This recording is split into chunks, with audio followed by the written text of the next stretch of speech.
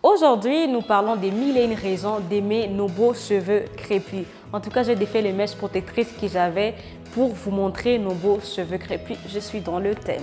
Alors, loin d'être un thème ou un sujet façon ou terre à terre, comme certaines personnes croiraient, c'est vraiment un symbole politique, identitaire et social. Et vous allez comprendre pourquoi. Je ne suis pas seule sur ces plateaux. Je suis avec Charlotte Kabamba, qui pour moi, c'est une grande militante pour les cheveux nappi au Congo.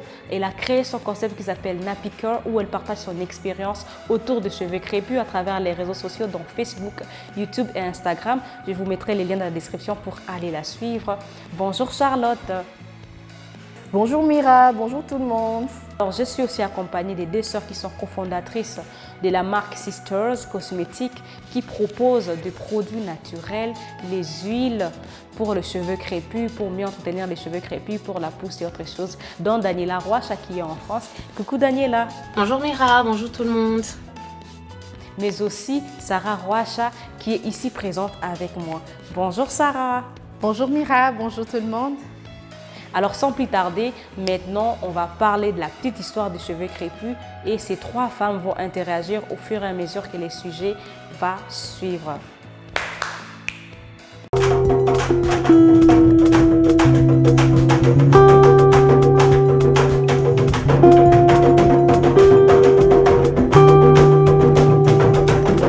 En Afrique, on avait notre manière de faire, la manière de se coiffer les cheveux, la manière de se mettre en valeur et on utilisait aussi le peigne qui allait avec, dont le peigne Ashanti qu'on retrouve au Ghana. Déjà, il faut savoir que le cheveu crépus était relié à notre tradition, notre manière de faire. Certaines personnes disaient même que les cheveux crépus avaient quelque chose de magique ou de spirituel. Ça représentait une force. Et lorsque tu faisais telle ou telle autre coiffure, ça permettait aussi de distinguer que telle personne a tel âge, telle personne est de tel rang social, telle personne est de tel village, telle ethnie, telle appartenance en fait. Et lorsque les hommes et les femmes se coiffaient les cheveux, eh bien ça, ils parlaient des histoires d'avant, comment ils vivent et se transmettaient les savoirs et en même temps les connaissances par rapport à leur ville, par rapport à leur communauté, par rapport à qui ils sont et tout. Et donc vraiment, non seulement ça avait un trait esthétique, mais en même temps aussi symbolique et spirituel en fait. Ça permettait de se distinguer un peu comme aujourd'hui, nous on a les cartes les lecteurs pour ceux qui sont au Congo ou bien les passeports, l'international. Ainsi, on sait savoir si celui-ci est congolais ou rwandais ou pas. Et en tout cas, et aussi, ça permet aussi de savoir s'il est Ashanti, s'il est Peul, s'il est Congo ou autre chose. Donc voilà, les cheveux crépus avaient trait à ça. Alors parlons de coiffure. Charlotte, dernièrement j'ai remarqué que tu as fait une coiffure malgache des femmes d'avant, une coiffure ancienne en fait. Qu'est-ce que tu as poussé et qu'est-ce qui a été la réaction des gens par rapport à cette coiffure? Est-ce qu'ils ont aimé ou pas? Partage-nous un peu ta petite expérience là-dessus. Alors déjà, il faut dire que je m'intéresse beaucoup à ce genre de coiffure parce que j'aime bien le retour à l'authenticité, comme on dit. Et donc je voulais un peu marquer le coup avec cette première coiffure, même si ce n'est pas une coiffure congolaise, mais malgache. Mais vraiment, j'avais beaucoup aimé. Alors je me suis dit, pourquoi pas tenter l'expérience et voir ce que ça va donner. Et j'ai vraiment aimé. Et voilà. Donc après, les réactions des gens, au début, en route, c'était pas trop ça. Les gens rigolaient un peu, ils disaient que c'était bizarre et tout.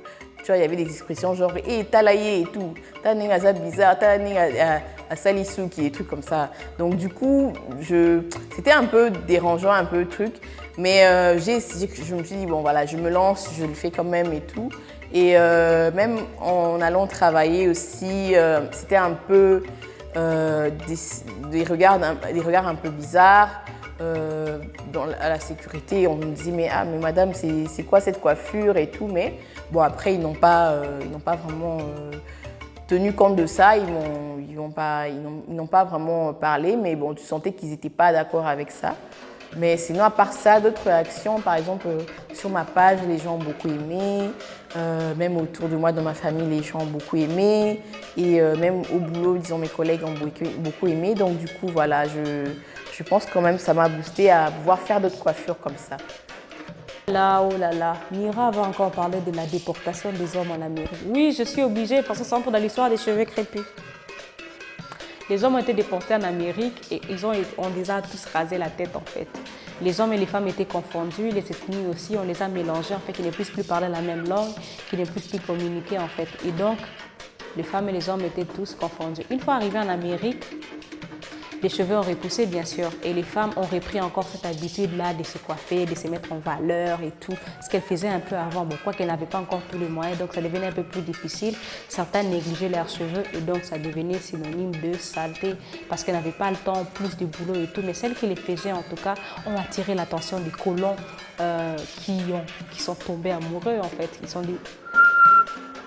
sont belles avec les cheveux. Nos femmes ne changent pas souvent de tête comme ça. Alors, ils ont commencé à beaucoup aimer les femmes esclaves noires qui changeaient de tête. Et les femmes des colons étaient très jalouses en fait. Elles étaient très jalouses et ont obligé ces femmes-là à porter des foulards. Les femmes africaines se sont dit, on ne va pas s'arrêter là. Même si on porte des foulards, elles ont mis des foulards de toutes couleurs. Elles les nouaient d'une certaine manière, qui a donné naissance à l'attaché des foulards qu'on voit aujourd'hui. D'ailleurs, quelque chose que Deka Ange promouvoit beaucoup, en tout cas, je vous mets son compte Instagram, là, vous pouvez voir qu'elle promouvoit un peu l'attaché foulard. Donc, ça vient de là, en fait. Les femmes africaines ont commencé à nouer les foulards d'une manière extraordinaire. Et là encore, elles attiraient toujours de l'attention. Alors, l'abolition de l'esclavagisme à 1865, les hommes noirs sont libres, mais la ségrégation raciale existe toujours. Comme on sait que les cheveux crépus étaient symboles de saleté, de barbarie ou de sauvagerie, on a obligé tous les hommes noirs et les femmes noires à défriser, à lisser leurs cheveux. Parce que comme il y avait beaucoup d'enfants métis ou des métisses qui avaient des cheveux lisses et la peau claire, c'était ça en fait la tendance. Plus tu as les cheveux lisses, plus tu as la peau claire, en fait, mieux tu es vendu. En fait, tu peux travailler dans la maison des colons en tant que femme de ménage ou homme de ménage plutôt que d'être dans les plantations comme les autres qui étaient plutôt sombres des temps. Et donc, on a comme ça ainsi négligé les cheveux crépus. Mais lorsqu'ils ont eu la liberté, en fait, ils étaient obligés pour avoir accès au travail ou accès à certains endroits de se lisser les cheveux et de les défriser. Donc, il y a ces messieurs-ci qui a proposé les produits chimiques pour pouvoir défriser les cheveux et tout, en fait. Donc, ça a cassé les cheveux des femmes, ça les a abîmés, donc c'était plus non plus naturel.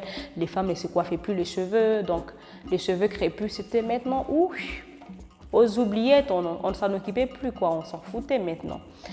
Alors, il y a ces deux femmes noirs qui ont proposé plutôt des produits naturels pour entretenir les cheveux. Ça permettait de lisser les cheveux, mais en même temps de les entretenir. Et ces femmes sont devenues des millionnaires en Amérique. Ce sont les premières femmes qui ont vraiment proposé ça. Et ces femmes ont été les premières à proposer ça. En tout cas, elles ont proposé ces produits qui sont plutôt naturels. Ça a aidé beaucoup de femmes. Et bon, c'était maintenant la tendance. En tout cas, tu n'as pas les cheveux lisses, tu n'es pas un peu plus clair de peau, ben, tu n'as pas vraiment accès au travail, j'allais dire, et avoir de grandes promotions et autres choses. Donc, les femmes ont été obligées de faire ça et les hommes aussi. D'où les mouvements curly et autres choses. Donc, c'est ce qui s'est passé pendant plusieurs années comme ça. Donc, les cheveux crépus ont été aux oubliettes, malheureusement. Parlons maintenant de produits naturels. Daniela Roche, j'avais une question pour toi.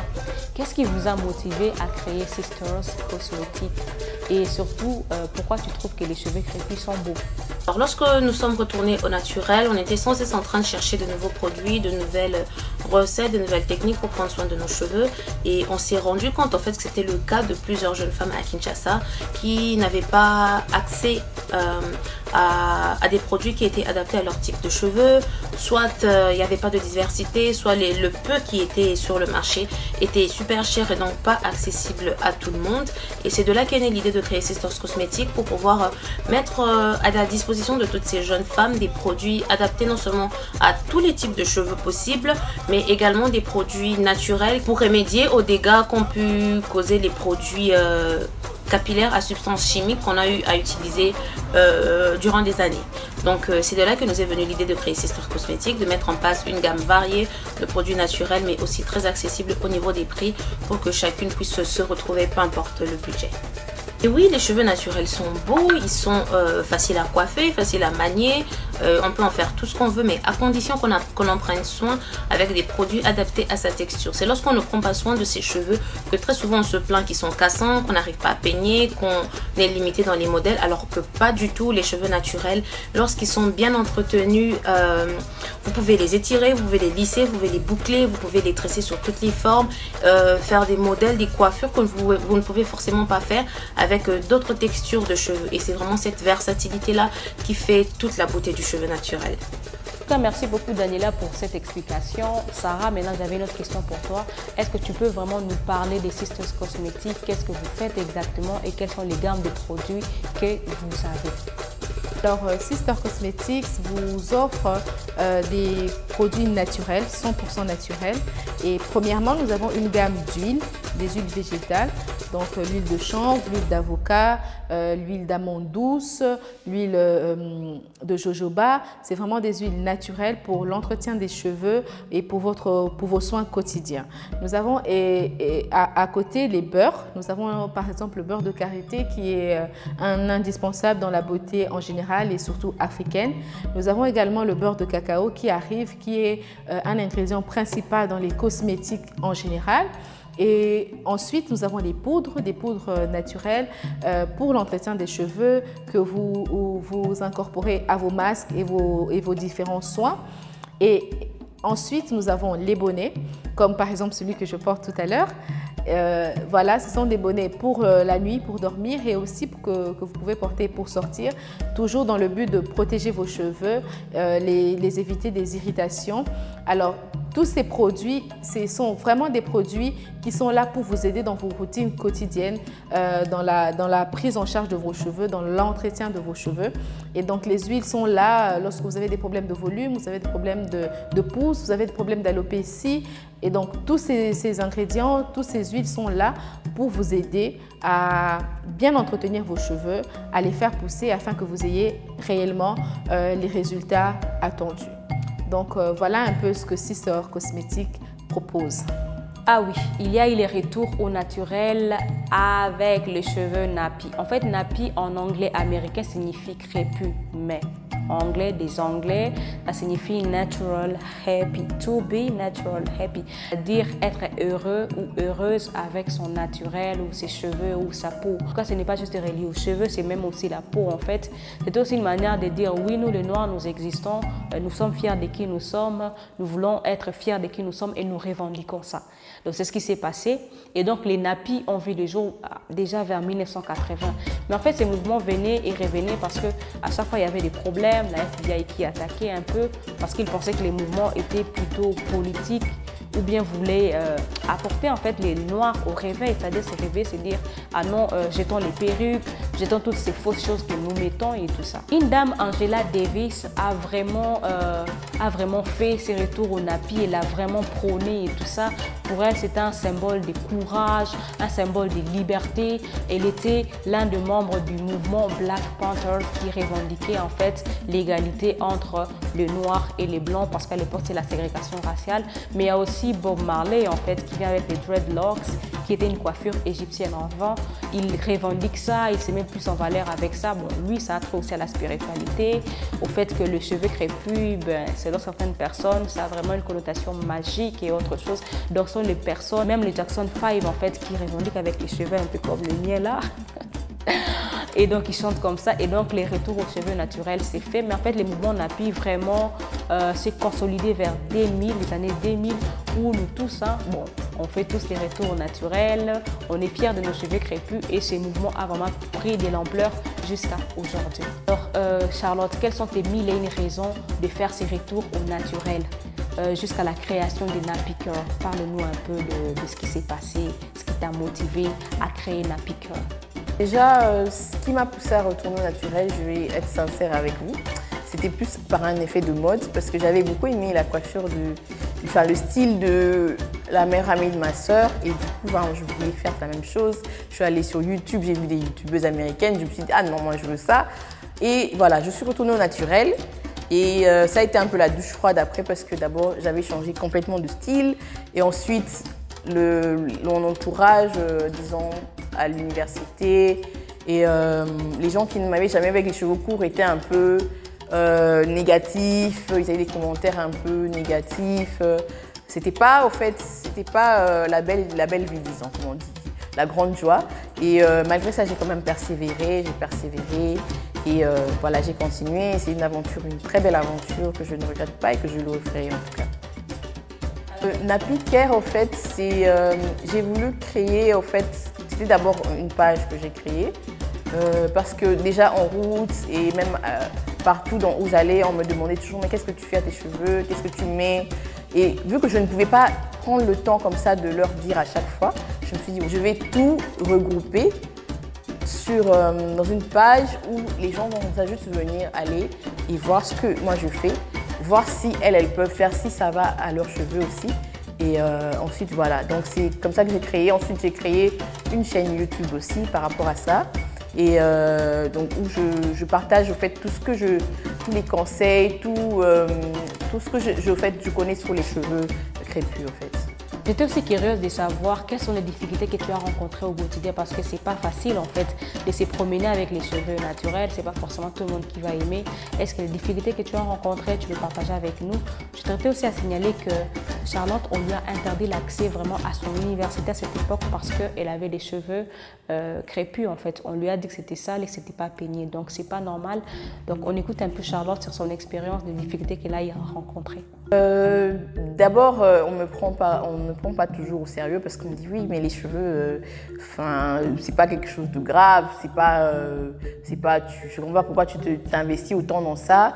Et ensuite, les difficultés ont été aussi du fait qu'on disait que j'exagérais toujours par rapport à mon mouvement, par rapport au fait que je défendais toujours les femmes aux cheveux naturels.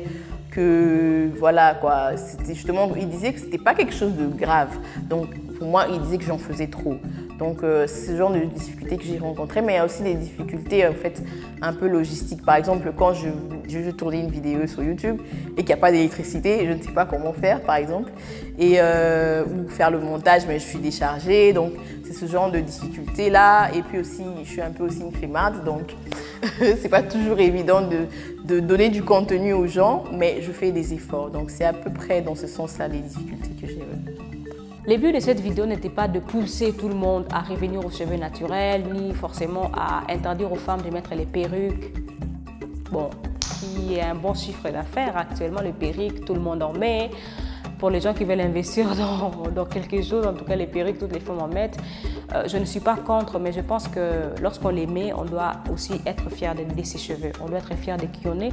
Si on préfère défriser les cheveux, si on préfère rester au naturel comme moi ou comme Charlotte et comme Sarah et Daniela, je pense qu'il faut aimer ses cheveux. Il faut aimer ses cheveux et dire à ses enfants que c'est beau le cheveu crépus. Pas honte de ça, il ne faut pas non plus se moquer des autres, hein, surtout pas de ma tête, lorsque vous allez me voir me promener comme ça.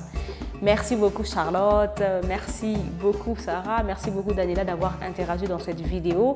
Je vous dis à très bientôt pour une nouvelle histoire. N'hésitez pas à vous abonner et en parler autour de vous. Ciao!